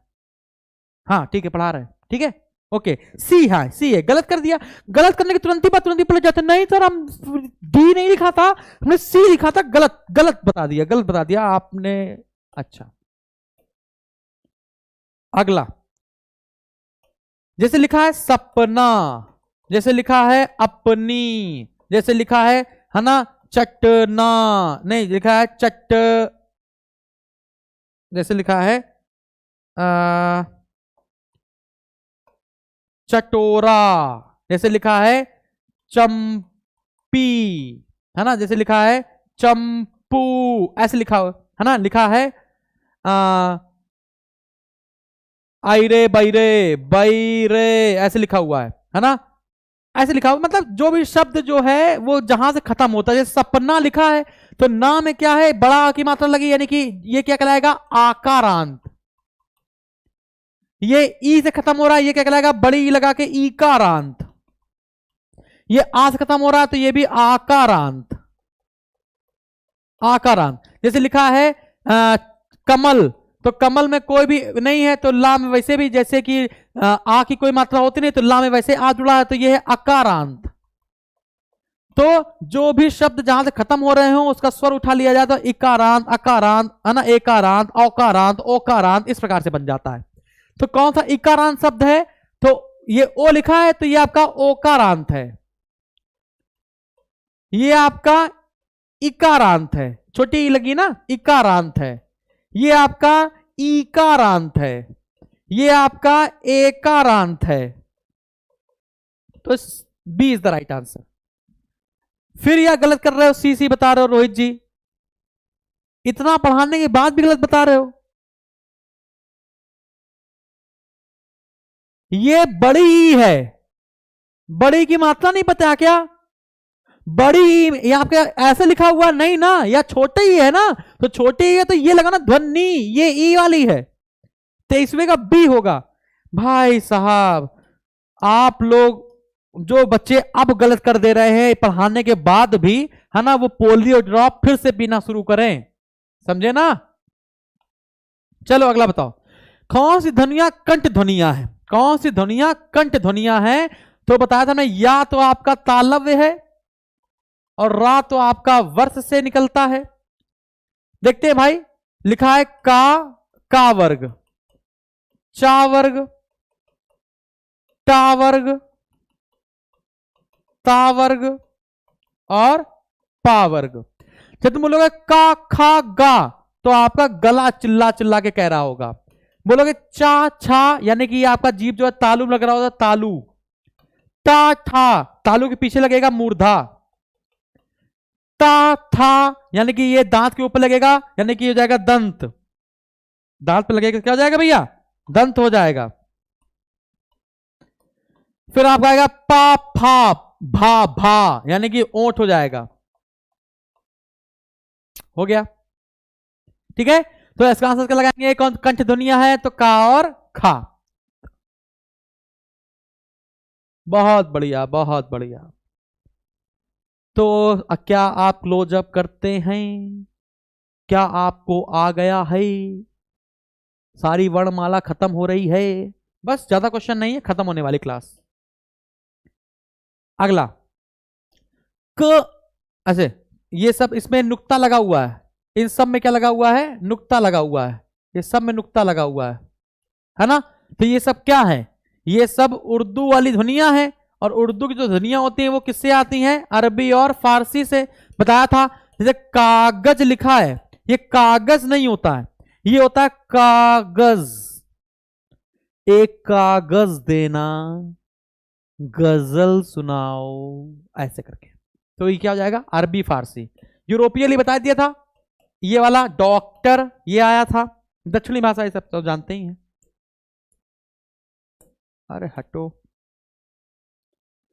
निम्न में से व्यंजनों का कौन सा सही क्रम है, कौन सा वर्ग पहले आता है, का वर्ग की, चा वर्ग की, टा वर्ग की, इनमें से कोई नहीं। ये तो बता ही लगे हो यार, अब तो बता ही लगते हो। मैंने कहा था 2000 अगर आप लाइक कर दोगे तो मैं आपको पंचमा अक्षर वाली ट्रिक बताकर जाऊंगा कि गंगा चंगा, है ना, पंचेश्वर, मन कामेश्वर, इन सब में कौन सा अनुनासिक यूज होता है, ठीक है ना। लेकिन आपने 2000 लाइक करे नहीं, अब ये खत्म होने वाला है ना। 38 क्वेश्चन है टोटल इसमें लाए थे हम आपके लिए, जारे जो प्रीवियस ईयर के पेपर में आए थे, लेकिन आपने तो ना लोगों को शेयर किया, ना लोगों को बुलाया, ना 2000 लाइक ठोके। चलिए, तो का चा टा ता पा बिल्कुल सही है, यही आंसर होगा। बहुत बढ़िया कचटप। अगला,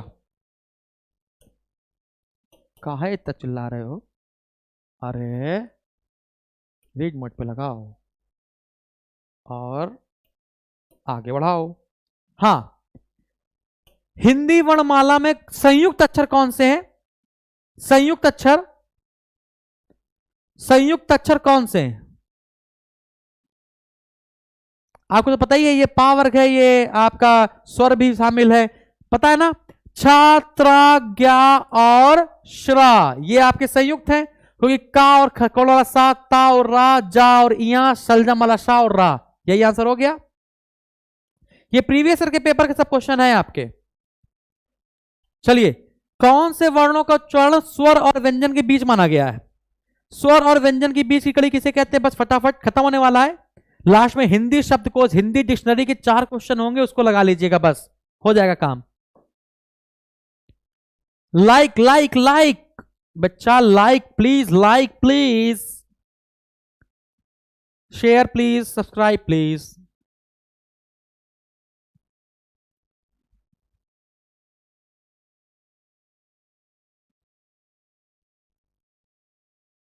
बेटा आपको जो बैच लेना हो वो बैच लीजिए। यूपीएसआई बैच लेना हो यूपीएसआई बैच लीजिए। यूपी ट्रिपल एससी का पीटी का कोर्स लेना, आपको पीटी कोर्स लीजिए, है ना। ऐप डाउनलोड कर लीजिए, लर्निंग ऐप फटाफट, है ना। और आपको जो लेना है बहुत कम फीस पर आपको सब कुछ, बहुत सारी चीजें मिलती हैं। क्विज फ्री मिल जाते हैं, ऑनलाइन स्पीड टेस्ट फ्री मिल जाते हैं, पीडीएफ भी आपको मिल जाती है। आप किसी भी क्लास को कितनी भी बार चाहें उतनी बार देख सकते हैं। और क्या चाहते हो बच्चे की जान? बहुत बढ़िया। तो इस किशोरीदास वाजपेयी ने अंग और आहा को अयोगवाह कहा है। तो अयोगवाह कौन कौन से हैं? अंग और आहा, अंग और आहा। चलिए अगला,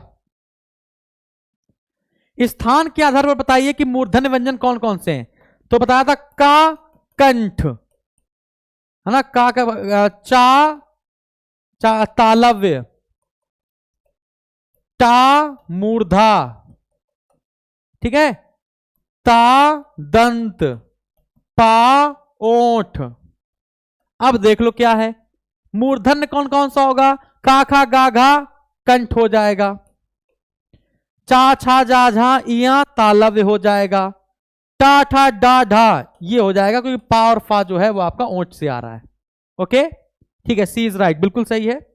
क्या आप क्लोजअप करते हैं? क्या आपके टूथपेस्ट में नमक है? क्या आपको डा ढा और ड़ा ढा में अंतर पता है? ये आपके तत्सम होते हैं, क्योंकि ये सीधे संस्कृत से आते हैं, ये आपके सीधे संस्कृत से आते हैं। और ये जो ड़ा ढा है ये आपका हिंदी में विकसित नई ध्वनियां हैं, ये इसका प्रयोग हमेशा हिंदी में होता है। देखिए, जब भी किसी शब्द में, मैं आपको बता देता हूं, जब भी किसी शब्द की शुरुआत इससे होती है तो उच्चारण डा और ढा होता है। जैसे मैं कहूं डमरू, जैसे मैं कहूं ढोलक, जैसे मैं कहूं डलिया, जैसे मैं कहूं डाला, है ना, कुछ भी कहूं।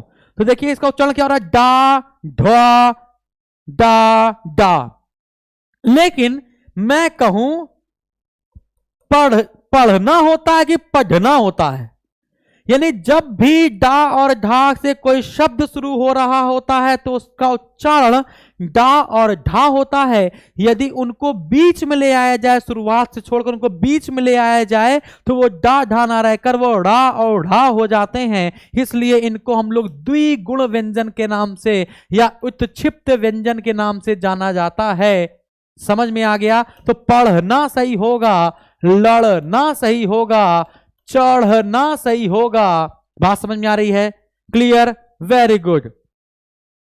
लेकिन लिखा होगा निडर, तो निडर में तो ये दूसरी बार आया है, लेकिन यहां पर तो ये डा ही है, क्योंकि निडर कोई हिंदी शब्द नहीं है, निडर संस्कृत से आया हुआ शब्द है। यानी ये निडर जो है वो तत्सम है ना। और जो संस्कृत के शब्द होते हैं वो बदलते नहीं है, वो अपना उच्चारण वही लेते हैं, बस बदलता कौन है? जो हिंदी वाले होते हैं, है ना। तो जब भी निडर आ जाए तो आप समझ जाइएगा तत्सम है, तुरंत समझ में आ जाता है। नहीं, डा और ढा तत्सम होते हैं, ड़ा और ढा आपके तद्भव होते हैं। तो ये ट्रिक होती है तत्सम तद्भव पहुंचाने की। अगला, तो इसका आंसर डा ढा था। चा वर्ग का उच्चारण किसकी भाषा से होता है? तो का कंठ से होता है, चा का तालव्य से होता है। इसका आंसर होगा तालु। कोई बात नहीं, अगला क्वेश्चन देखते हैं। कौन से वर्णों को स्वर और व्यंजन के बीच की कड़ी कहा जाता है? तो अयोगवा, बता चुका हूं कई बार। ठीक है,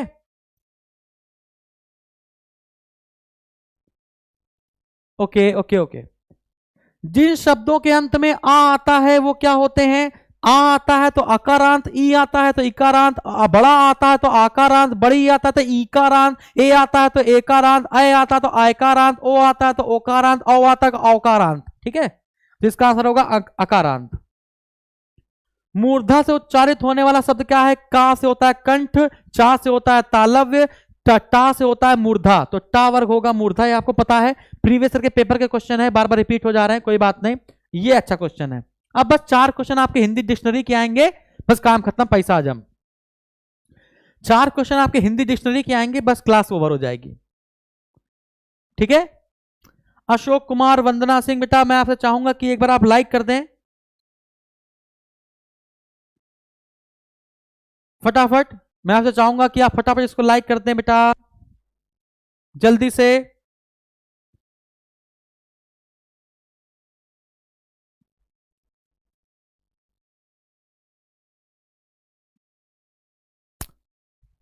बेटा हमने आपको कमेंट बॉक्स में आपको एक कमेंट, जो एक लिंक है उसको हमने पिन किया हुआ है, उस पर क्लिक करके वीडियो को लाइक कर दें फटाफट।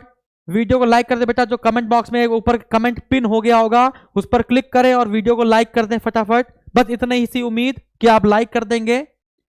तो आपको देख लेते हैं भाई हिंदी शब्दकोश, हिंदी शब्दकोश की बात कर लेते हैं, हिंदी शब्दकोश की, हिंदी शब्दकोश की बात कर लेते हैं क्या है। तो हिंदी शब्दकोश में अंग, आहा ये पहले आते हैं, फिर आपका छोटा बड़ा छोटी बड़ी करके आपका है ना, आपका कहां तक आता है? आपका अ आ ई उ ए री है ना, ओ तक आता है। ठीक है, यानी कि फिर इसके बाद आपका जो का होता है, का के बाद आपका छा आता है, ता के बाद जो होता है वो आपका जो ता होता है, उसके बाद आपका त्रा आता है, जो आपका छात्रा, और आपका जो शाह होता है श्रा, वो आपका शलजम वाले शाह के बाद आता है, और जो आपका ज्ञा होता है वो आपका जा के बाद आता है। इतनी बात समझ में आ रही है? क्लियर है? तो और आपका जो ड़ा और ढ़ा होता है वो डा के बाद आता है, और जो ढा के बाद है वो ढ़ा आता है। बस इतनी सी चीज थी शब्दकोश में। क्या आपको शब्दकोश आता है? नहीं आता तो मैं क्लास दे दूंगा आपको शब्दकोश की, जिंदगी में कभी आपको शब्दकोश परेशान नहीं करेगा। क्लियर है? तो स्टार्ट करते हैं क्या है। तो हिंदी शब्दकोश में शब्दों का क्रम बताइए, यानी कि जो हिंदी शब्दकोश में सबसे अंत में आता है वो 3 प्रकार के शा होते हैं, और अंत में आता है हा। ठीक है ना, ये अंत में आता है हा। हिंदी शब्दकोश अगर विश्वास ना हो तो शब्दकोश खरीद लीजिएगा, अंतिम जो शब्द दिए होंगे वो हा से दिए होंगे, क्योंकि छात्र आ गया तो आपका संयुक्त होता है, वो अपना अपना स्थान वापस ले आते हैं, ढ़ा ढ़ा फिर ऊपर चले जाते हैं अपने फोटोकॉपी के पास। ठीक है, तो ये क्या कह रहा है, हिंदी शब्दकोश में शब्दों का क्रम बताइए। तो जो शाह है वो सबसे लास्ट में, वाह पहले आता है, यारा लावा फिर शाह आता है। जो ज्ञा है और जो माँ है, पा फा बा भा माँ, लेकिन पा फा बा भा माँ के ऊपर पहले आता है चा था जा, और जा के बाद आता है ज्ञा, यानी कि ये सा वाला तो पहले आ जाएगा, यानी कि जो सा वाला है, जो ज्ञा वाला है, तो जा के तुरंत बाद आ जा रहा है, जा के बाद ज्ञा आ रहा है, और बाकी जो शाह है वाह है माँ है वो तो बाद में आ रहा है ना, तो पहले हो जाएगा आपका शाह। ठीक है, फिर इसके बाद दो शाह मतलब कि ज्ञान क्षेत्र। ठीक है, ये आपको पहले आ जाएगा। फिर इसका फिर से देखिए कि इसके बाद आपका जा के बाद आका आपका माँ आएगा, जा के बाद क्या आएगा? माँ आएगा, फिर आपके बाद वा आएगा, और लास्ट में आपका सा आएगा, मतलब सा दा बा आ, सा दा बा आ, ये होगा। क्या समझ में आया? समझ में नहीं आया? अरे भाई अंग आहा पहले ले जाओ उठा के, फिर बाद में स्वर आ जाएंगे सारे। का के बाद छा ले आओ, ता के बाद त्रा ले आओ, शलजम वाले शाह के बाद आपको है ना श्रा ले आओ, और जो जा है उसके बाद आप ज्ञा ले आओ, हो जाएगा। बस इतना ही तो ना था। ये नहीं पढ़ा तो मैं आपको पढ़ा तो रहा हूं बच्चा, एक बार देखिए ना, कैसे डिटेल में पढ़ाऊं। डिटेल में पढ़ाने कम से कम आधे से 1 घंटा चाहिए, है ना, फिर मैं आपको समझा दूंगा। चलिए किसको आया तो ठीक है, आया तो अगला क्वेश्चन बताओ भाई। ये बताओ हिंदी शब्दकोश में शब्दों का सही क्रम बताओ। तो पहले तो स्वर लेंगे ना, पहले आ ई ऊ आता है, तो पहले तो स्वर ले लेंगे, ये हो गया स्वर, यानी पहले होगा आ। ठीक है, फिर आपका क्या होगा? आ ई, फिर कोई स्वर से शुरू हो रहा है, कोई स्वर से शुरू नहीं हो रहा है, फिर आपका का से शुरू हो रहा है और का के बाद ही छा आता है, और वा तो बहुत पीछे है, यानी कि इसके बाद होगा दा, और दा के बाद आएगा छा वाला यानी सा, और इसके बाद आएगा आपका ये बा, यानी आ दा सा बा, आ दा सा बा। ये इसका भी आंसर सी होगा, इसके भी आंसर क्या होगा? सी होगा। लाइक कर दो बच्चा, फटाफट लाइक कर दो अगर सीखने को मिल रहा है तो बताइए। सर ये शब्दकोश नहीं समझ में आ रहा है, शब्द को समझ में नहीं आ रहा है, चलो इसकी क्लास ले लेते हैं शब्दकोश की। तो जिसको जिसको आता है शब्दकोश उसका बोला आंसर दें, इसकी मैं क्लास ले लेता हूं एक, है ना। अभी मैंने पढ़ाया है, जिनको आ रहा है उनको मैंने पढ़ाया है, जिनको आ रहा है उनको मैंने पढ़ा दिया है, और जिनको नहीं आ रहा है वो हम पढ़ा देंगे उनको, और कोई दिक्कत? ठीक है, जिनको नहीं आ रहा उनको पढ़ा देंगे, और कोई दिक्कत? तो इनका शब्द क्रम तो मैंने आपको बता ही दिया है। इसके बाद निम्न में से लुंठित वर्ण कौन सा है? तो लुंठित वर्ण आपका जिसमें जीव लुंठित हो जाए, घूम जाए, रा होता है, और जीव अगर पार्श्व बना ले तो उसको पार्श्विक व्यंजन कहते हैं, वो आपका ला होता है। तो पार्श्विक व्यंजन ला होता है, लुंठित व्यंजन रा होता है, इसका आंसर होगा रा। ठीक है, ला आपसे पूछा जाए तो ला आपका होता है पार्श्विक व्यंजन। ठीक है, या और वा जो है इसको कहते हैं अर्धस्वर, या और वा को कहते हैं अर्धस्वर। ठीक है, चलिए, लगता है कठिन क्लास हो गई है यार, हमने तो बहुत सरल क्लास पढ़ाई थी, पता नहीं कठिन कैसे हो गई आप लोग के लिए। हिंदी शब्दकोश में शब्दों का क्रम बताइए, तो सबसे पहले देख लेते हैं, देख लेते हैं क्या है। तो सबसे पहले बताया अंग और आहा वालों को सबसे पहले रखते हैं, यानी जो क्रम होता है वो होता है अंग, आहा, फिर होता है छोटा आ, फिर बड़ा आ, छोटी ई, बड़ी ई, इस प्रकार से चलता है। यानी अंग वाला पहले ले लेते हैं। अभी लिखा है अंजलि, यानी ए पहले आ जाएगा, फिर होगा, फिर आ के बाद छोटा आ, छोटा आ कौन कौन सा लगा? छोटा आ यहां पर भी है, छोटा आ यहां पर भी, क्योंकि बड़ा आ तो यहां पर है। अब अगला अक्षर देखना पड़ेगा, आ के बाद पा पहले आता है कि शा पहले आता है? आ के बाद पहले पा आता है, फिर शा आता है, यानी कि इसके बाद ये आएगा, ए के बाद सी आएगा, सी के बाद डी आएगा, और डी के बाद सबसे ऊपर बड़ा वाला आ वो आएगा, यानी बी आएगा, यानी ए सी डी बी, ए सी डी बी, ये हो गया आंसर, ये हो गया ए सी डी बी।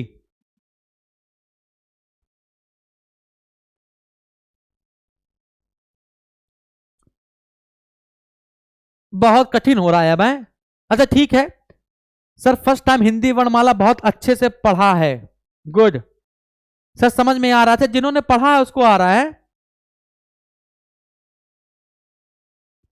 बहुत सारे बच्चों को शब्द को समझ में नहीं आया, क्या आपने बता शब्दकोश नहीं पढ़ा है? ठीक है, एक क्लास में सोचूंगा कि एक क्लास अभी वायरल वीडियो के रूप में आपका शब्दकोश डाला जाए, है ना, उसको वायरल कर दीजिएगा पूरा, जहां जहां में फैला दीजिएगा, पाकिस्तान तक पहुंचा दीजिएगा कि देखो हिंदी सीखो, है हिंदी हिंदी हिंदुस्तान, हिंदी हिंदू हिंदुस्तान, है ना, भारत हिंदू हरिश्चंद्र।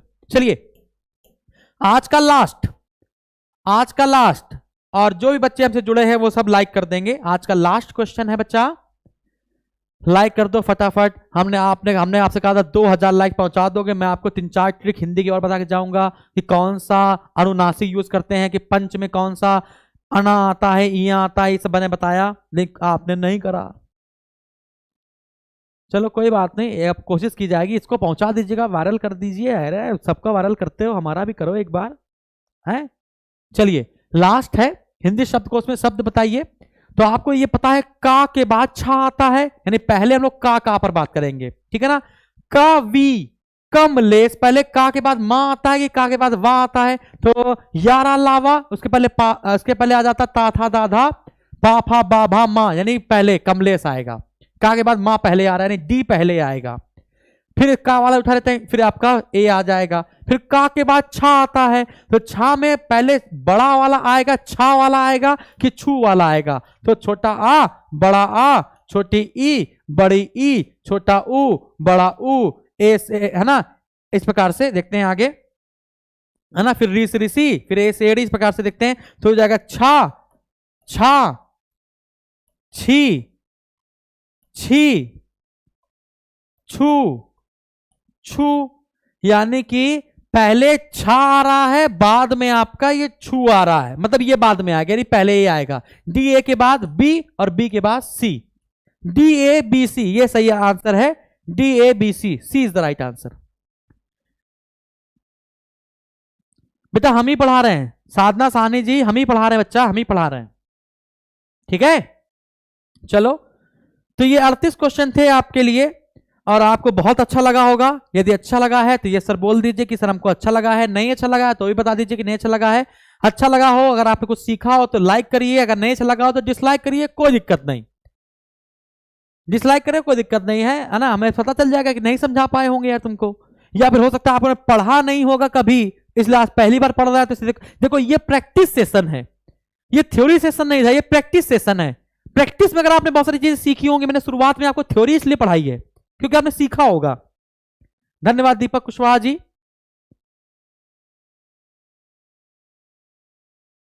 ठीक है, तो क्या आपको यहां तक बातें समझ में आ गई हैं?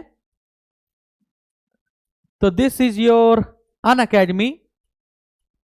स्वस्थ रहिए, मस्त रहिए और व्यस्त रहिए। अनअकैडमी का लर्निंग ऐप डाउनलोड कर लीजिएगा, बहुत सारी चीजें फ्री हैं, free classes, free special classes, जो भी स्पेशल क्लास ना खुल जाए, आपको जो भी कोर्स परचेस कर रहे हो तो कृपया करके उसमें मेरा कोड यूज करिएगा, SACHAN, ये कोड यूज करेंगे तो आपको बहुत बेनिफिट मिलेगा। तो बहुत बहुत धन्यवाद, थैंक यू।